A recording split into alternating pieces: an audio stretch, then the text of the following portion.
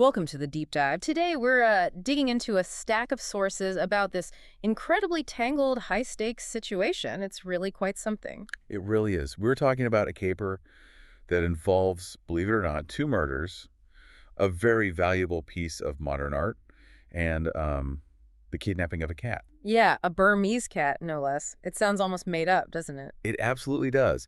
But our goal here is to sort of untangle this web. We want to look at the sources, figure out the key motives of everyone involved, thieves, art forgers, you name it. And show how these completely different crimes, the burglary, the forgery, the catnapping, were actually all, connected. Exactly. We want to understand the logic, maybe even the strange economic sense behind it all. And right in the middle of everything is Bernie Rhodenbarr. Runs a quiet little antiquarian bookstore, born to get books. Most days, yeah. It sounds like he could just sit and read poetry. But Bernie's got this other life. A side hustle, you could say. He's an expert lockpicker, good at breaking in. Right.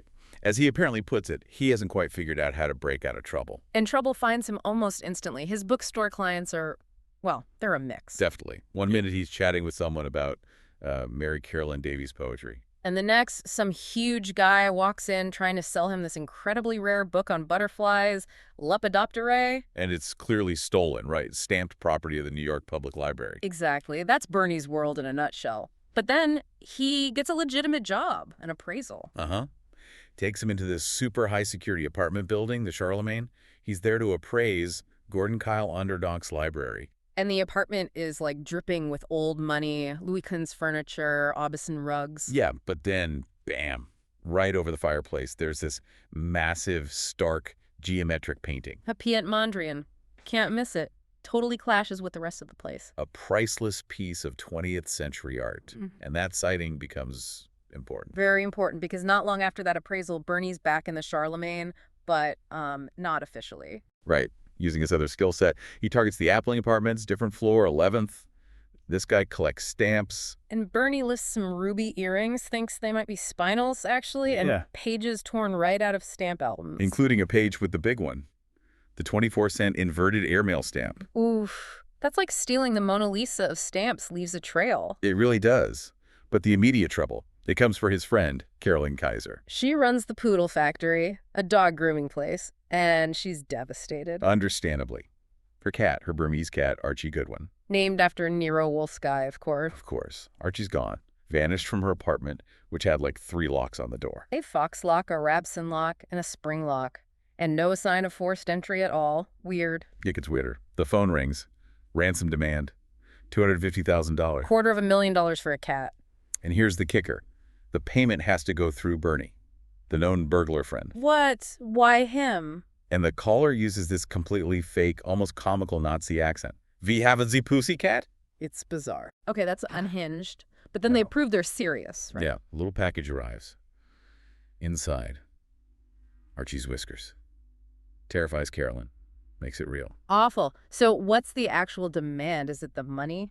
No! That's the craziest part. The ransom isn't cash. They want Bernie to steal a painting. Specifically, Piet Mondrian's composition with color, 1942, from the Hewlett Gallery. They even know the dimensions. 86 by 94 centimeters. Yeah. Donated by this guy, J. McClendon Barlow. Hold on. Steal a specific painting from a gallery as ransom for a cat. Paid via burglar. Makes 0 cents. Yeah. Unless the point isn't the painting's value. Unless the point is the act of stealing it. Maybe to expose something. Okay, so Bernie needs a Mondrian. The Hewlett Gallery job sounds impossible. Right, so he thinks back to the Charlemagne, Onderdonk's apartment. Onderdonk had a Mondrian too. Same size, looked like the same period. It's the only feasible plan, really. Yeah. Steal Onderdonk's painting and use that somehow. So plan B, he needs to get back into the Charlemagne. How does he manage it this time? Pure low-key genius. He disguises himself as a florist delivery guy. Seriously? Yep. Alias Donald Brown.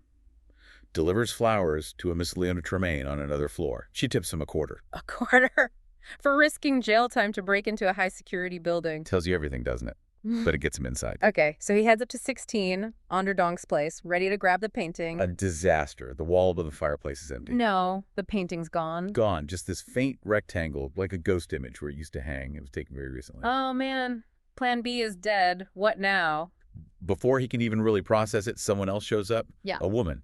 Andrea. Who is? J. McClendon Barlow's wife. The guy who donated the other Mondrian. But wait, there's more. Oh. She was also Onderdonk's secret lover. She was there to get back incriminating letters and photos. Wow, okay, awkward timing. Extremely. Thanks. And then things get, well, intense. There's this impulsive moment between Bernie and Andrea, right there on the fancy Aubusson rug. You're kidding. Amidst all this. Stressful situations, right? But it's brief, because the real drama is about to hit. Uh-oh. Bernie leaves, thinks he's maybe in the clear, but nope. Detective Ray Kirschman is waiting for him. Arrested. Arrested and charged with the murder of Gordon Kyle Onderdonk. What? Where was Found stuffed in a closet, bound, gagged, head bashed in. Oh, this just got infinitely worse for Bernie. And it's not over. There's Yeah. another body. Another one. Edwin P. Turnquist. Remember him? The eccentric artist. Paid a dime at the museum earlier. Yeah. What happened to him? Found stabbed with an ice pick at a construction site. And guess who the cops are looking at? Bernie again. Of course. He's connected to everything now. Exactly. But now, with Turnquist dead too, we can start seeing the bigger picture, the real scheme. Okay, so Onderdonk's murder. What was the motive there? Insurance fraud. Yeah. Big time. The cops found that Onderdonk's Mondrian hadn't just been stolen. Yeah. It had been cut right out of its stretcher frame. Only a tiny inch-wide strip of the painted canvas was left. Why would anyone do that? To prove it was the real painting? Maybe. But make it unusable. The painting was insured for $350,000. Ah. So kill Onderdonk, make it look like a botched robbery of the painting, collect the insurance. Precisely. But Onderdonk wasn't the mastermind. He was maybe just a pawn, or maybe complicit, but the guy pulling the strings. Let me guess.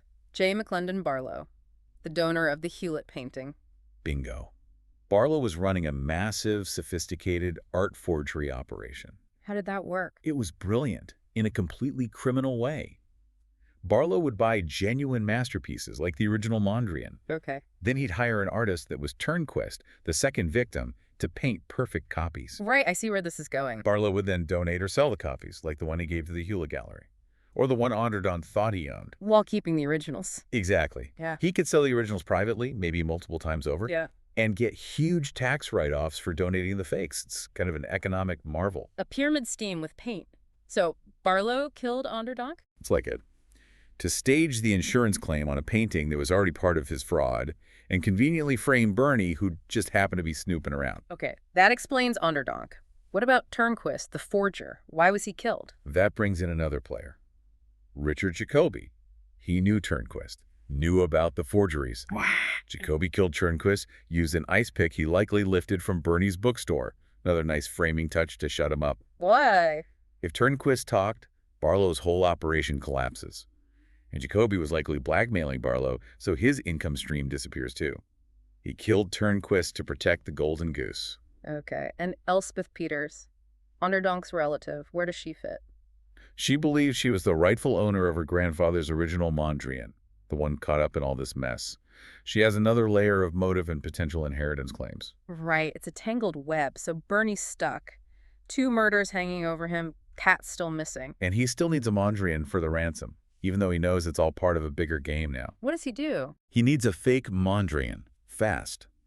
He calls in Denise Raphaelson. An artist and former relationship. Exactly. He needs her to paint a copy. Gesso, acrylics, make it look right. Denise points out it looks easy, Mondrian style, but getting those lines and colors perfectly balanced is actually really hard. Super precise work. But she does it. Now they need to steal the painting from the Hewlett Gallery. The one Barlow donated, which is probably a fake anyway, how do they manage that? Maximum distraction. Carolyn gets involved, along with her girlfriend, Allison, the tax planner. Allison's helping now, okay. They stage a fake protest inside the gallery. Something about young panthers. Denise's son, Jared, helps out. They set off smoke, a loud bang like a cherry bomb. Yes. Total chaos. And in the confusion, Bernie just walks up, takes the painting off the wall, and walks out. Brilliant. So the painting is stolen. Does Archie come back? He does. Returned safe and sound, the pressure is off. Okay, but we still don't know who the catnapper was, with the fake accent and all that. And the reveal ties it all together perfectly. The catnapper was Allison Warren. Carolyn's girlfriend. The tax planner, no. Yes. And here's the connection. Allison is Elspeth Peters' cousin. Elspeth, who thought the Mondrian was her inheritance. Okay, I think I see it. Allison wasn't after money. She orchestrated the catnapping, used the crazy accent, demanded the specific painting theft via Bernie, the known burglar, all to force the whole Barlow scheme into the light. To help her cousin Elspeth get her rightful inheritance back. Exactly. It was a desperate, convoluted plan to blow the whole thing up. How does she even get the cat out? The locks. That was clever, too. Turns out, Carolyn's other cat, Yubi, could actually squeeze through the burglar bars on the window. No way. Yep. Allison realized Archie, who liked her, could probably do it, too. She didn't need to pick locks. She just needed Archie's cooperation. The whiskers were just theater. Proof of life, basically. Wow, Allison. Okay, so let's recap the murders then. Barlow killed Onderdonk, drugged him with chloral hydrate. A Mickey Finn then bashed his head. All for the insurance and to frame Bernie. Barlow confessed to that and the forgery ring. And Jacoby killed Turnquist, the forger. Right, to protect his blackmail income and keep the whole scheme quiet. Stabbed him with the ice pick. So the aftermath? Bernie's clear. Finally, Barlow and Jacoby are arrested. What about the paintings? The Hewlett Gallery gets its Mondrian back. And here's a final twist. The painting Bernie stole during the diversion. Turns out that was the original Barlow had donated years ago, likely before he started the copy scheme full swing. So the gallery gets the real deal back in the end. Nice. The insurance company pays out the reward, $35,000. Bernie splits it with his crew. Carolyn, Denise the artist, Wally Hemphill, who helped out, and even Detective Kirschman gets a piece for, facilitating justice. Fair enough. And Bernie, what does he walk away with, besides his freedom? He keeps the loot from the very first burglary. Appling stamps, included the inverted airmail and those spinel earrings. Not a bad haul. But what about the other painting? The fake Mondrian Denise painted. Ah, yes. Bernie keeps that. He decides it belongs with its rightful owner, him. Plans to hang it over his couch. He and Carolyn talked about it, didn't they? How Denise's copy was, like, perfect. Proportions, colors, everything. Absolutely identical to the eye. Which brings us to our final thought for you today. Yeah. In this crazy world of high-end art and crime, what's worth more? Is a technically perfect forgery painted under duress to, save a cat? Does it have more emotional or maybe even historical value than an original with a tangled, disputed history? If it looks the same, if the geometry is perfect, as Bernie and Carolyn discuss, what actually makes something a masterpiece? The artist's original touch or the image itself? Something to think about. Until next time, maybe take a moment to notice the perfect geometry hiding in plain sight around you. Thanks for joining us on The Deep Dive.